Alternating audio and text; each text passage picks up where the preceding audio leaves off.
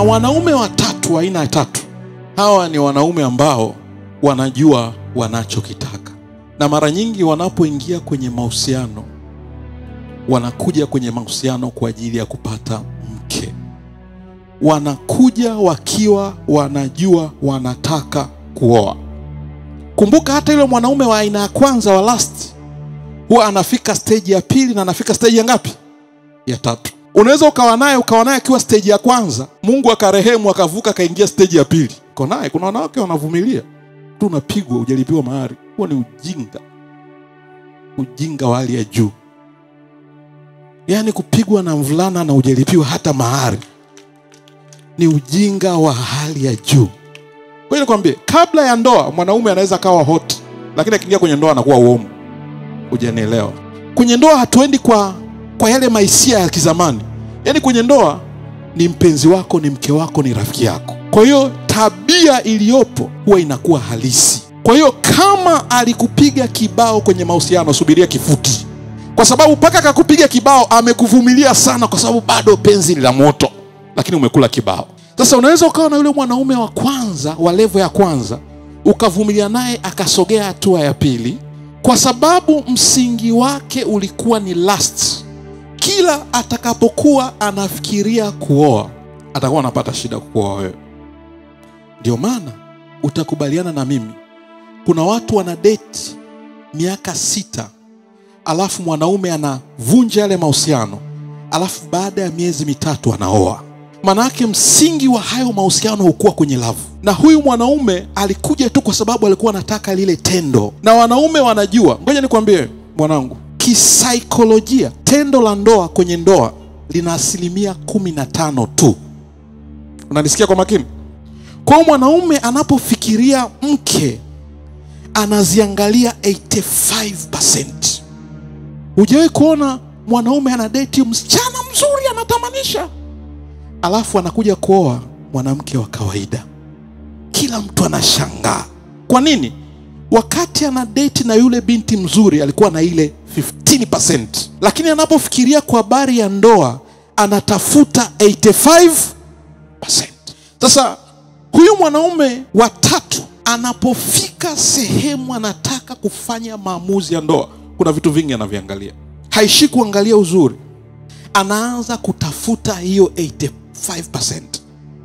Anaanza kuangalia namna ambavyo una behave. Anakuweka wewe na mama yake, namna ambavyo mtakuwa mnashirikiana. Anaona X.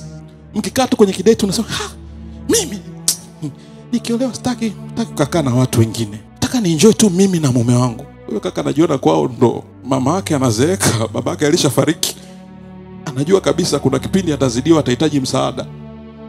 Anakuwa lakini it's nice, so ikesi katoka, tutamtafutia taloji akae huko. Chukua karatasi nyekundu, anapiga X. Tunaenda kwenye ile 85. Naona kuna kitu hakiko sawa. Anakaa na kuangalia, sawa, wewe ni mchumba, wewe ni mpenzi, have to provide for you, lakini unajiongezaje? Kuna watu toka wameingia kwenye mahusiano wamefanya wapenzi wao baba zao, paka dawa ya Colgate anaandikiwa.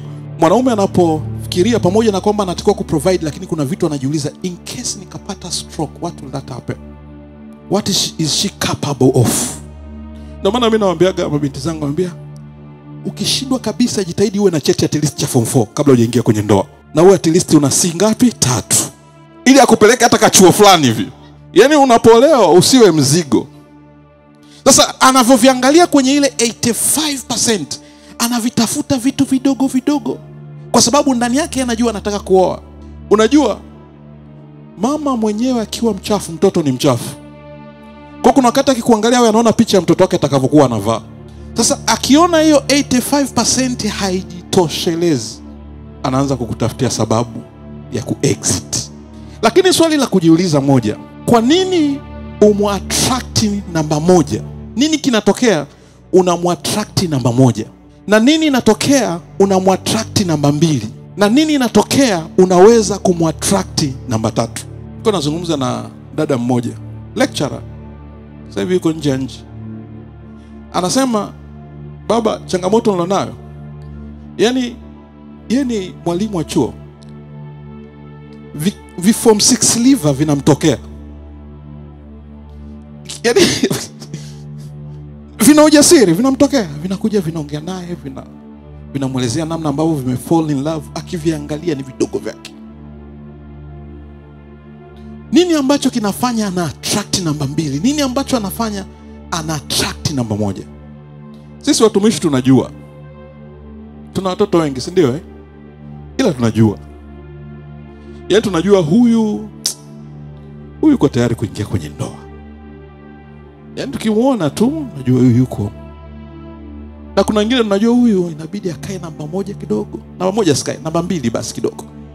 Anyoke kidogo. Sasa nini kinachokufanya uattract namba 1? Nini kinachokufanya uattract mwanaume namba 1 mwenye lust? Ni kile ambacho una present kwake.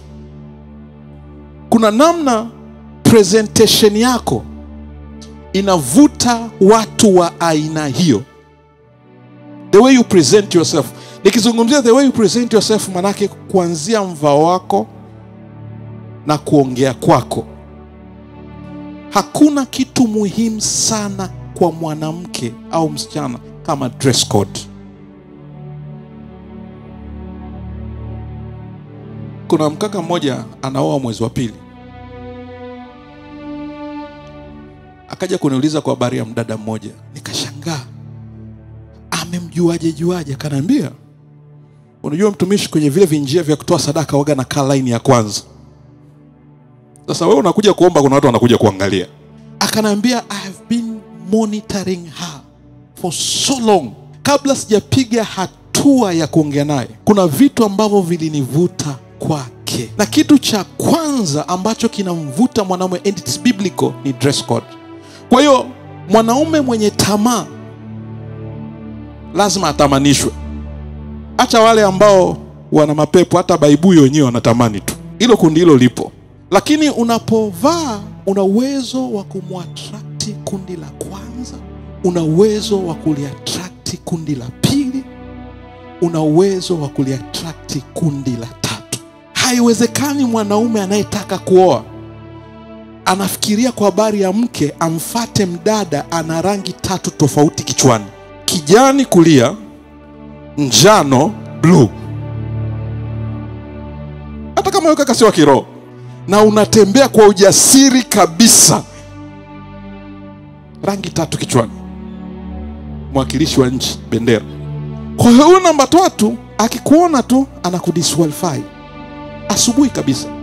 Mwanaume anavutiwa kwa muonekano, alafu anakuja kuzitafuta 75%.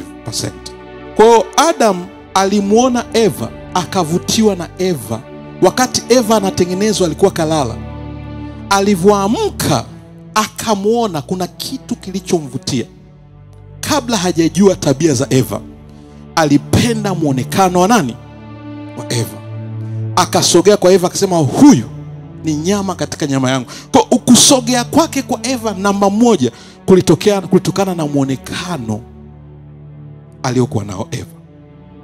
Baada ya muonekano unamleta karibu, alafu huyo mtu anaanza kutafuta tabia zako. Kwa presentation yako ina matters a lot. Jambo moja kabla sijaruhusu maswali, ambalo ni la msingi sana. Hakuna mtu aliyewahi kufa kwa kuchelewa kuolewa. I want you to know this. Ila kuna watu wengi wamekufa kwa haraka za kutaka kuolewa. Si kila kuchelewa kuingia kwako kwenye mahusiano au kwenye ndoa ni laana. Sijui kama unanisikia. Si kila kuchelewa kwako kuingia kwenye ndoa ni laana. Nuhu alivyoingia kwenye safina ilibidi asubiri siku 7. Na kitu ambacho Mungu alifanya, alijua ugumu wa kusubiri siku 7. Nuhu alivyoingia kwenye safina, Biblia inasema Mungu akafunga ule mlango. Kwa hata kama Nuhu siku ya 4 alikata tamaa akataka kushuka, hakuweza. Kwa nini? Kwa sababu mlango umefungwa na nani?